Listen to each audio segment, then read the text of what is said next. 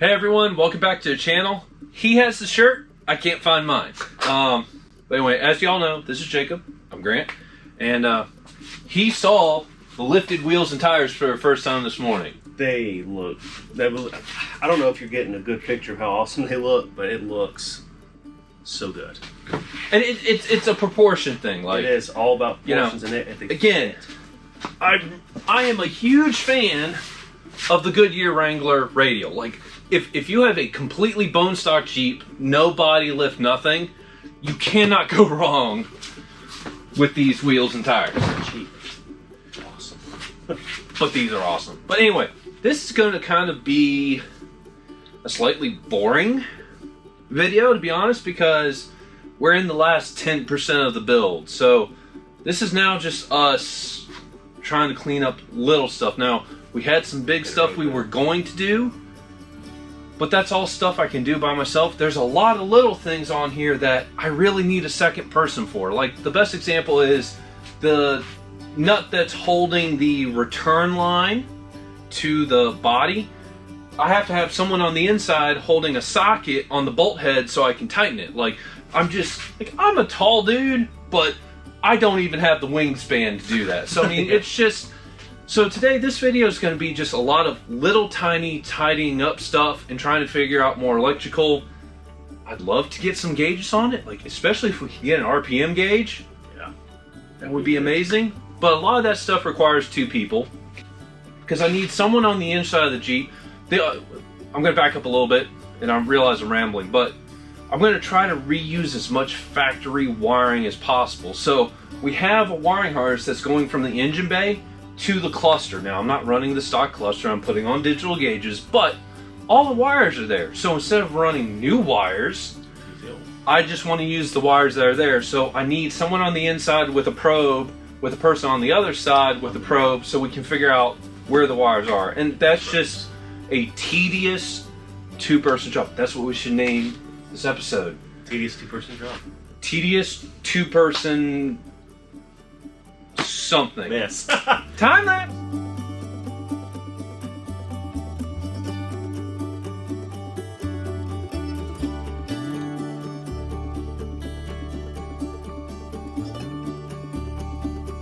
Okay, Jacob's getting the parts assembled to do this, but we got the nut back on the return line. Again, two-person job, but there was no way I could do it by myself.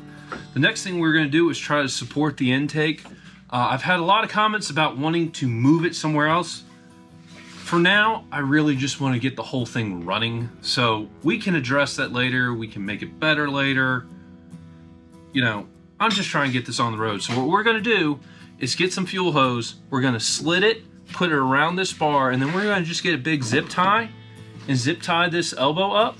And that way, this will be supported, but it won't be metal on plastic vibrating. It will have that kind of fuel hose to support it. So, time lapse.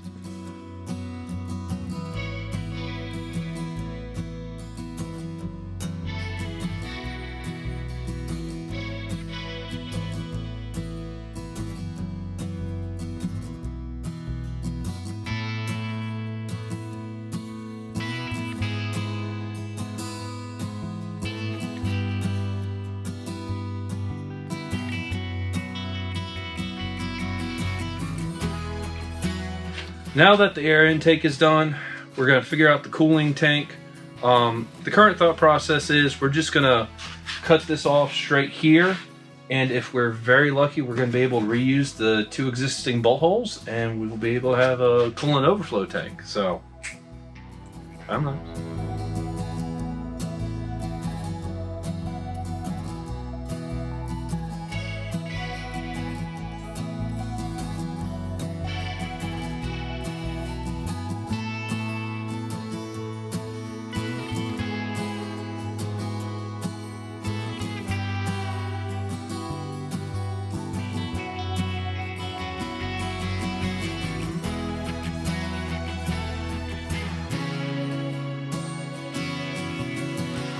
So, I'm not a fan of the Sawzall, to be honest. It's not a tool I like using, but it worked a lot better. We were clogging up the cutting wheel on the, whatever the air tool is called. So, We do need a couple of spacers.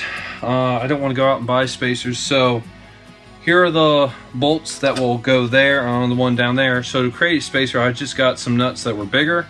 We're gonna put 2 on, instant spacer. Again, what this is holding is not a ton of weight, so this is gonna work perfectly. So, time lapse.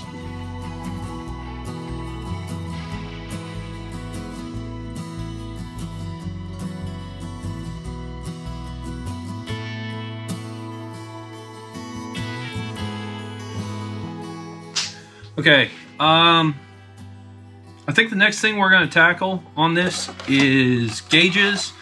This is an autometer replacement cluster, and I really like it because it gives you turn signals if your brights are on, and depending on what you have, it'll also tell you if your parking is on, if you're in 4-wheel drive. That's actually, I want to wire that up. Yes. And a check engine light. We're not going to have check engine lights. But if we went with a different set of gauges, there are gauges out there where they have a wire as a warning light that can trigger. So, but for now, again, we're doing the Intellitronics gauges, which I showed y'all like back in 2018. Like, it's been 2 years. Well, not 2 years, but it's been a hot minute. Yeah, what'd he say? So what we're going to do now, and this is again boring, tedious stuff, I'm going to unplug the lift pump so we can put the key in run and not have anything drawing on the system because the alternator is still not hooked up.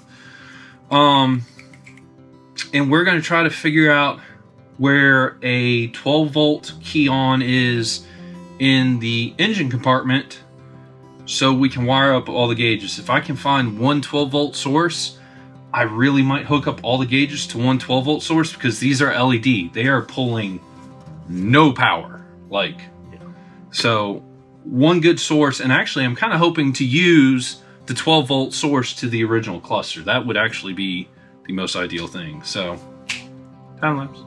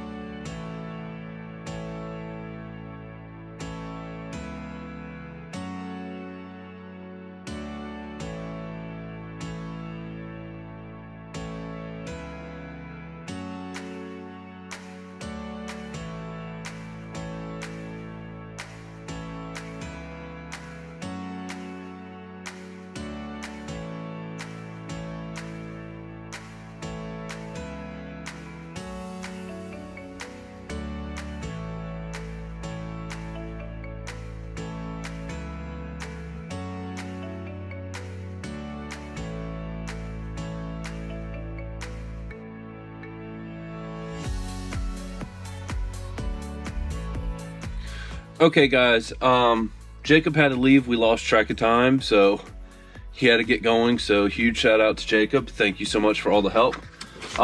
Basically, this is what we got. We kind of created a map of the wiring that we knew we needed. None of this is the wires for the signals from the sensors.